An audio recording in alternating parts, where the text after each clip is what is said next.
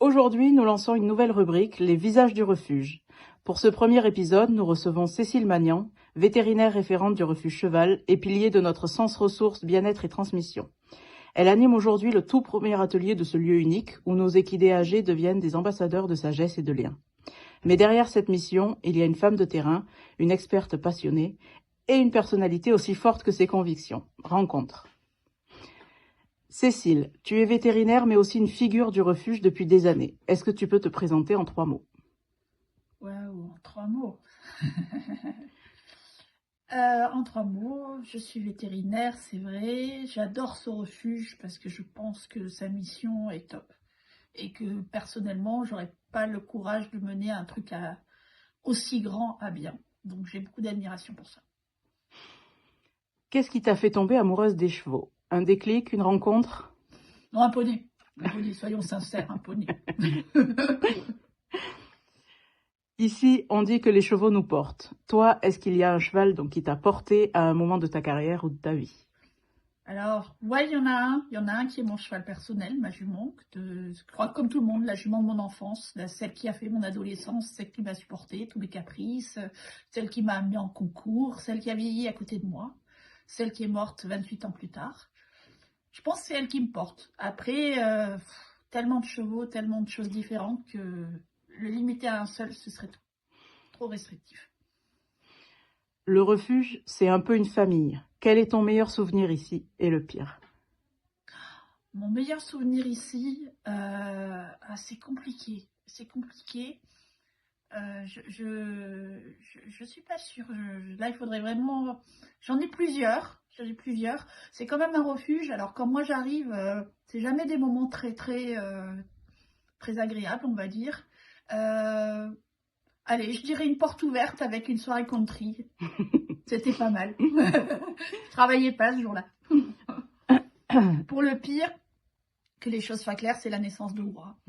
C'est la naissance de Oura, puisqu'on a dû euthanasier sa maman.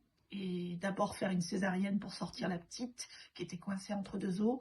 C'était une décision terrible de dire que déjà on était obligé de tuer cette jument, la pauvre.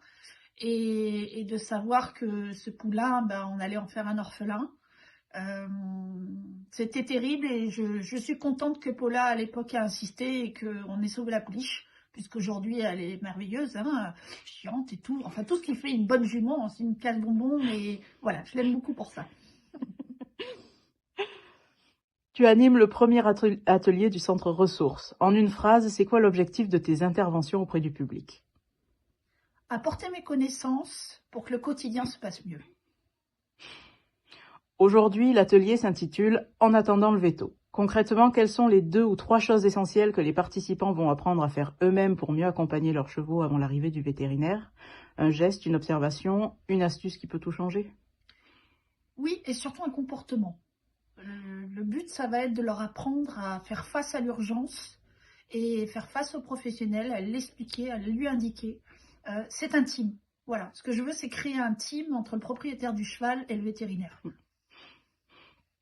Toi et tes collègues, quand vous intervenez ici, vous êtes parfois confrontés à des situations ou des comportements que vous ne voyez nulle part ailleurs.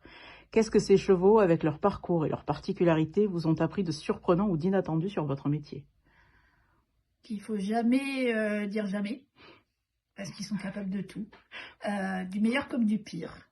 Et ici, on a appris que certaines pathologies qu'on pensait incurables ou du moins qui nous auraient mené à une euthanasie, nous a amené à des chevaux heureux en retraite et qui vivent très bien comme ça. Donc une bonne leçon de vie. Le bien-être équin, c'est un terme à la mode. Pour toi, c'est quoi la différence entre bien traiter un cheval et l'écouter? Alors, on peut être sourd et s'occuper d'un cheval, je pense.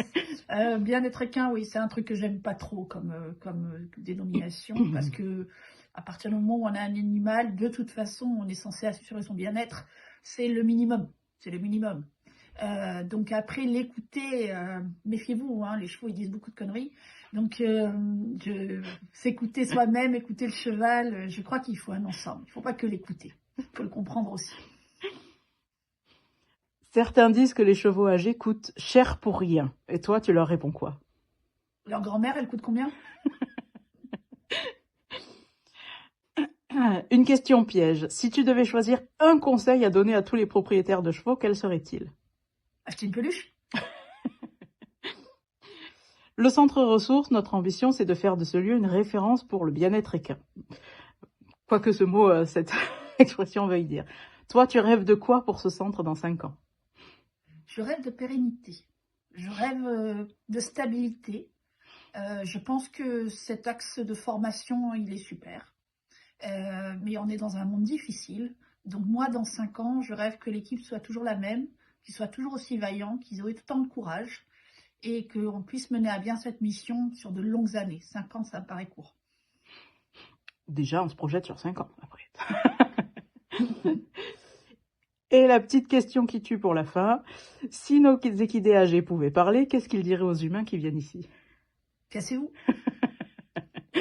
Je pense qu'ils sont entre eux, qu'ils sont heureux, donc ils n'ont pas trop besoin de nous ici. Sauf si on amène un seau. Voilà. Voilà, je pense qu'ils sont très bien en refuge. Hein. On va les faire adopter, etc. Mais eux, ils sont très bien. Hein. Ils n'ont pas trop envie de partir. Donc, non, je sais pas. Je pense que ça dépendra vraiment du cheval. Je pense qu'il y a celui qui sera très content de voir un humain et celui qui s'en méfiera. Ça dépend un peu de leur passé. Maintenant, si les chevaux pouvaient parler, je pense que, waouh, ce serait une révolution dans le monde de l'équitation. Il y aurait beaucoup de cassez-vous quand même. Hein.